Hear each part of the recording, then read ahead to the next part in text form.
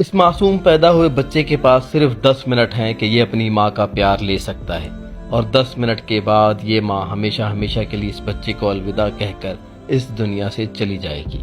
اصل میں ڈاکٹرز کے پاس صرف ایک ہی راستہ تھا، یا تو اس ماں کو بچایا جا سکتا تھا یا پھر اس بیچارے بچے کو بچایا جا سکتا تھا۔ اب چونکہ یہ ماں تھی اور ماں نے کئی سالوں سے اس بچے کا انتظار کیا تھا، کیونکہ اس کے ہاں بچہ نہیں پیدا ہو رہا تھا، تو کئی سالوں کے بعد جب اسے بچہ پیدا ہوا تو جب ان کو بتلایا گیا کہ یا تو آپ کی جان خطرے میں ہے یا پھر اس بچے کی جان خطرے میں ہے، تو بتائیے کہ ہم کس کی جان کو بچائیں۔ اب بھلا ماں اپنے بچے کی قربانی کیسے دے سکتی تھی؟ ماں یہ کیسے کہہ سکتی تھی کہ مجھے بچا لیا جائے اور میرے بچے کو بھلے مرنے دیا جائے؟ ڈاکٹرز 6-7 گھنٹے اپنی بھرپور کوشش کرتے رہے کہ ماں اور بیٹے دونوں کو بچایا جا سکے، لیکن اب قدرت کا ایسا کرنا تھا کہ اس ماں کو اپنے بچے سے جدا ہونا تھا۔ اس بچے کے نصیب میں یہ لکھا تھا کہ جب یہ پیدا ہوگا تو اس کی ماں اسے چھوڑ کر چلی جائے گی۔ لہذا جب ماں کو پتہ چلا کہ میرے اس بچے کی جان خطرے میں ہے، تو اس ماں نے قربانی دی اپنی زندگی کی، اور ڈاکٹر سے التجا کی، ان کی منت سماجت کی کہ مجھے چھوڑیں، میرے اس بچے کو ضرور بچائیں،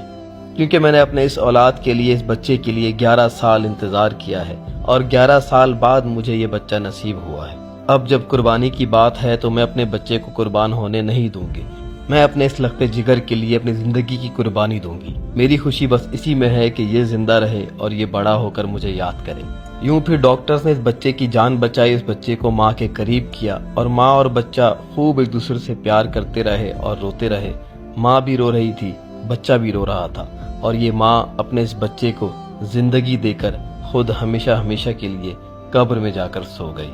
اب یہ لمحات ایسے تھے کہ ڈاکٹرز کے سینے پگھل گئے، ان کے سینے پھٹنے کو آ رہے تھے، وہ پھوٹ پھوٹ کر رونے لگ گئے، اور انسانیت کے سب سے خوبصورت رشتے جو کہ ماں اور بچے کا رشتہ ہے، اس ماں کو سلام کرنے لگے اور کہنے لگے کہ دنیا میں یہی ایک رشتہ ہے، یعنی ماں ہی وہ ہستی ہے جو اپنی اولاد کے لیے زندگی کی بھی قربانی دے سکتی ہے۔ جی ہاں، ماں باپ ہی وہ ہستی ہیں جو اپنی اولاد کے لیے سب کچھ قربان کر دیتے ہیں، حتیٰ کہ اپنی زندگی بھی قربان کر دیتے ہیں۔ اگر وہ جیتے بھی ہیں تو اولاد کے لیے، اگر وہ مرتے بھی ہیں تو اولاد کے لیے۔ دوستو، یہ واقعہ سننے کے بعد اپنی ماں کو کبھی دکھ مت دینا، اور دعا کرنا کہ ہر ایک کی والدہ کو، ہر ایک کی ماں کو اللہ تعالیٰ جنت میں جگہ دے، آمین۔ ماں باپ سے بڑھ کر کوئی خوبصورت رشتہ اس دنیا کا ہے ہی نہیں۔